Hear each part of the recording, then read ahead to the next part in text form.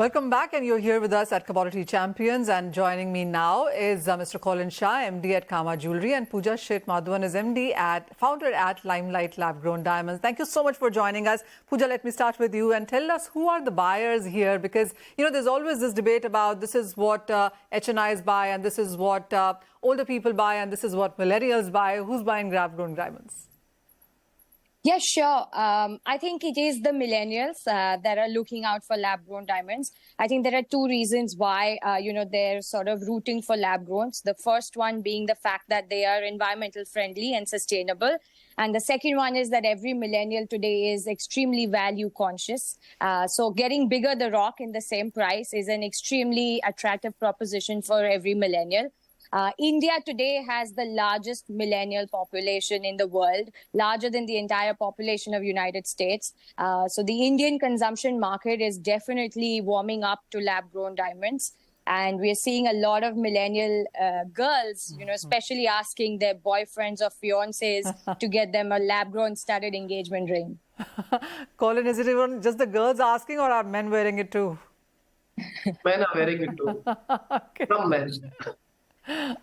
Okay, quality. Colin, I also want to ask you on if 10 years ago, 10 diamonds, let's not go 10 years, 5 years ago, if 10 diamonds were being sold, what was the share of lab growns and what is it now? What is it expected to be? To be honest, 10 years back, lab grown really wasn't there on the map. Today, I would say it's between 5 and 10% of the overall business, depending on the market. And are people asking for lab-grown diamonds, Colin? I mean, has the market matured as much? In the US, they're definitely asking for lab-grown diamonds. It's happening to an extent, like a fellow panelist said earlier, in Dubai and Europe and Australia. In India, I think it's still early times. So maybe another year, and you'll have consumers maybe coming in asking for lab-grown diamonds. Colin, there has been reports suggesting that the reason that you have seen natural diamond prices decline is because there's just so much lab-grown diamonds available now. Again, there are various theories in the industry on what's really happening. But I can only tell you my own personal opinion is natural diamonds aren't really falling because of any, I would say, other factor other than the economic turmoil that we are in globally, and especially the American market with high inflation, high interest rates, Russia-Ukraine war, China not yet getting back to normal from COVID, and everything that's happening in Europe and Gulf. I think overall, in spite of luxury doing very well, the natural diamond industry, again, we've had the rough import ban on Russian diamonds.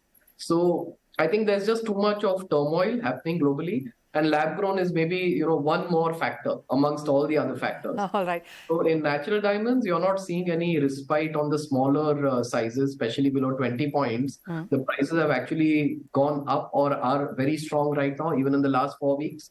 20 points to larger sizes, yes, there has been a dip in the last 12 to 18 month period. But going into season with production being at, very low right now, considering what's happening again, we see certain amount of strength coming back on pricing in the next 2-3 months. Okay, so some consolidation is expected. I want both of yours view on what does it mean for the lab-grown diamond industry with the PM carrying an Indian-made diamond to US. You first, Pooja. Yeah, no, I think it is an absolute, positive sign in the sense of, this product being a fully Atmanirbhar Bharat product. Right from growing the rock to cutting and polishing to studying it in a fine piece of jewelry. Everything happens in our country. And I think this was a great sort of sign or, sort of promise that was given by PM Modi ji, from us. And also to note is that every lab-grown diamond grown with the CVD method is a type 2A diamond. Something that India, originally had through the Golconda mines. For example, our Kohinoor was also a type 2A diamond. It was nitrogen-free and purely formed of carbon. And that's something that CVD as a technology gives us. So I think there was a lot of, historic sort of prominence also to the lab-grown diamond that has been gifted. Oh, absolutely. I also want to come to both of you on price part of it, and to you first, Pooja. So while we do understand that lab grown is at a 1/3 price of what you will have to pay for natural diamonds, how do you see this pricing, and how would you still look at the debate about natural is natural and lab grown not so much?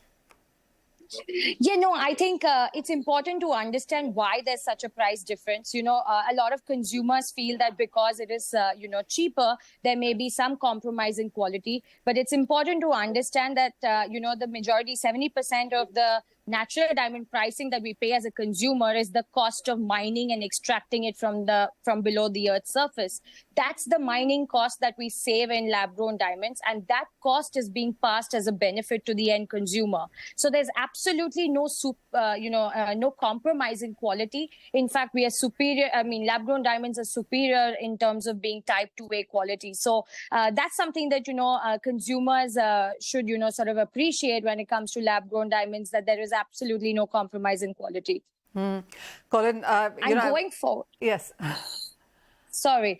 And no, just to add to that, going forward, we certainly see, lab-grown diamonds have their market of their own, an independent market, primarily driven by the benefits, the sustainability benefits that lab-grown diamonds bring to the table. A lot of ESG, efforts are being made globally across different industries. And I think lab-grown diamond is that ESG gift to the gems and jewelry sector that can really make a difference.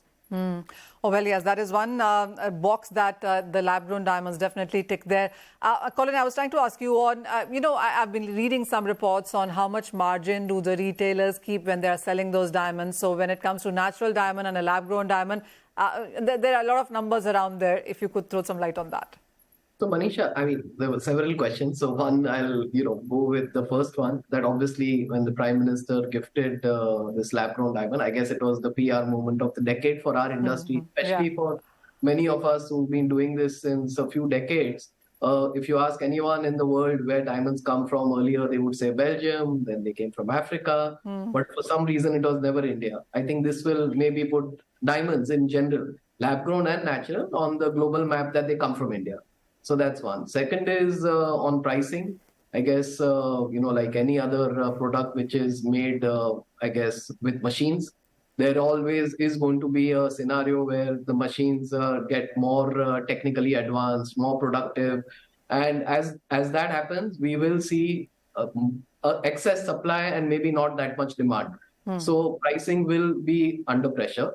Coming to margins, I guess, see, like any other business, and whether it's the TV business, the entertainment business, everyone has to look at their gross margin, rupees or dollars or value addition in terms of percentage and absolute terms.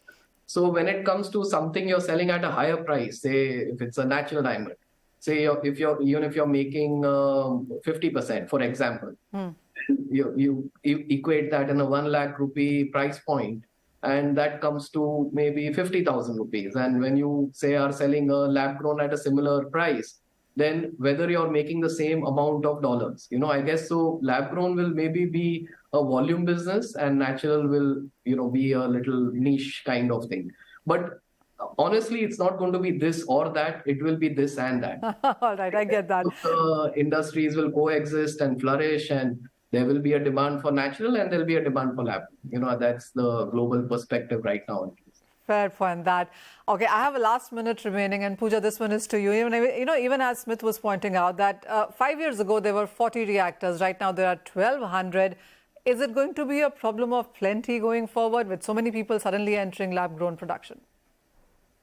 I think I have a different take on this in the sense that, this technology has existed in the form of industrial diamonds for the last 40 years, so it's not a new technology, but the ability to produce gemstone quality diamonds is something that we have recently recognized and, invented in the last decade or so. So, the ability to come into the market and, provide consistent quality consistent supply, consistent output is not that easy, So I believe that, the demand is significantly, today we have only seen US as a market, sort of extremely mature when it comes to lab-grown diamonds. But the other markets are still sort of at their nascent stages, So we definitely see that the demand is going to sort of rise in the coming years. And when it comes to supply, yes, of course, it's a technology-based product.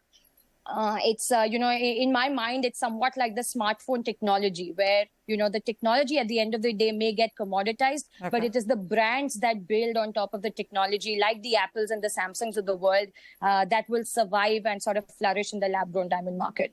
Oh, very well put. Thank you so much, Pooja and Colin. What a pleasure talking to both of you. And clearly a moment in history when it comes to diamonds yet again, and this time around with the lab-grown diamonds. With that, it's a wrap on this edition of Commodity Champions. Thank you for watching.